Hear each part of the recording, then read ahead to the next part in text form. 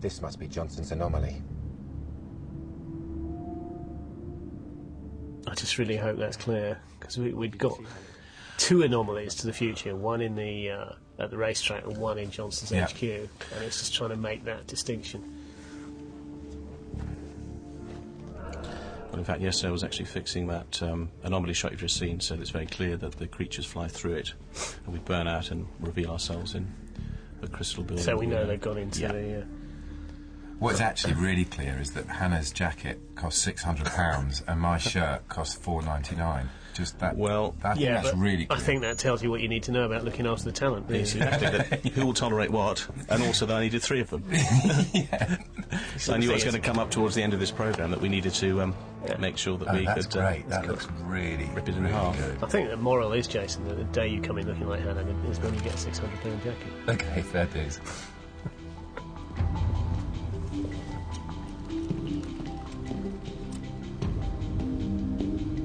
So good, Pot. I mean, Ben, he does all that stuff so well. It's tough. Well, we needed somebody who looked like a classic soldier, and that was the intention. His hair's a bit long. We always kept his hair just a bit long, probably for a military man, but didn't really want to go for the shaven-headed look. Well, he's private now, isn't he? He's kind of semi-private, yeah, I think that works just about. I mean, I did a movie called Deep Rising, full screen ahead, and I had to do all that military kind of stuff, and I just looked ridiculous when I did it. There's a definite skill to it.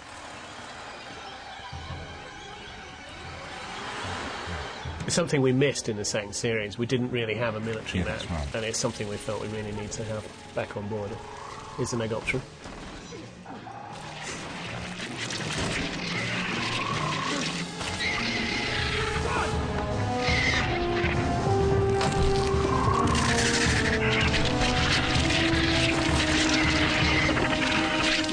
I feel quite sorry for it, though.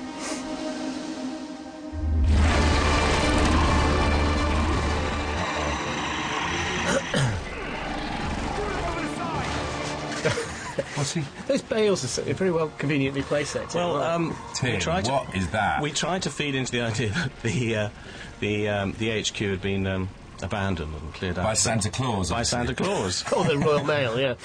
No, it was trying to be inventive with the idea of how they can escape, which is a perennial it's a good problem start. to try and find something that's inventive and original each time. Now we're coming into our... Yeah, moving swiftly on. Well, you wouldn't like to do the same thing twice. Well, maybe you would. Why would Helen come here? If it was me, I'd just find some nice little Jurassic beach somewhere. He does those ones. The closer she was, it does make some sort of sense. Really? So where are we now, Tim? Is this still in... We're in... Yes, we're... Good creature. In a set that was built adjacent to the street that you saw earlier, and we're now sort of underground, though it's not explicit. I'd like to see in a a world that's about to be revealed. And there's a big this stuff's really not that interesting, but it's interesting in the sense that obviously there's nothing there. Saying, there's nothing there to shoot or to attack, so all this stuff, you feel vaguely ridiculous when you do it, but when you actually see it, it looks great. It pays off. It pays off. You've just got to kind of commit to it and go for it.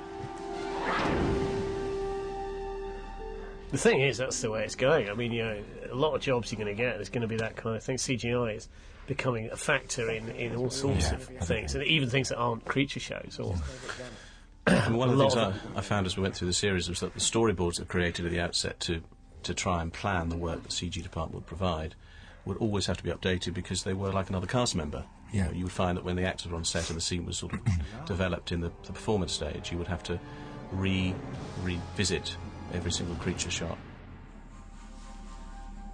So this is where we just discovered that this is in fact the ruins of the Ark as it used to be, or possibly a new version of the Ark. That's fairly unclear, but the fact that it's connected to the creatures is obviously what we've been driving towards. For the Ark is connected to the creatures. It's for the whole series.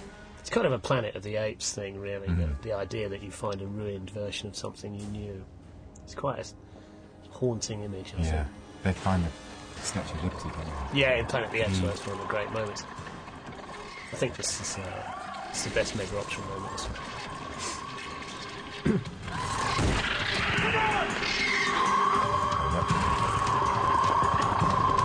I don't like the way they hold their hands.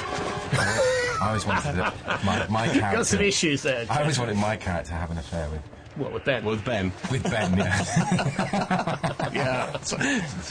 Well, it's... They're really good, aren't they? Sort of scuffle and fly, they really are.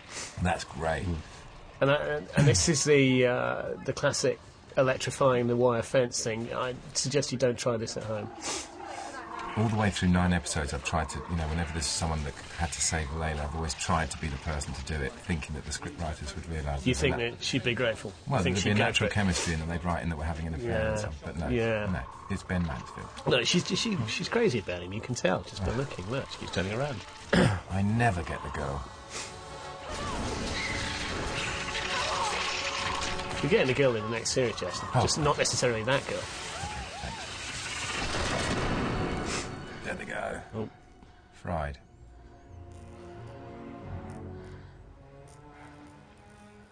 Don't even think about it, you two. See, that's the kind of emotional situation where you'd naturally go together, isn't it? Or just surviving something like that. So frustrating. That's one of those things. Let's go find out.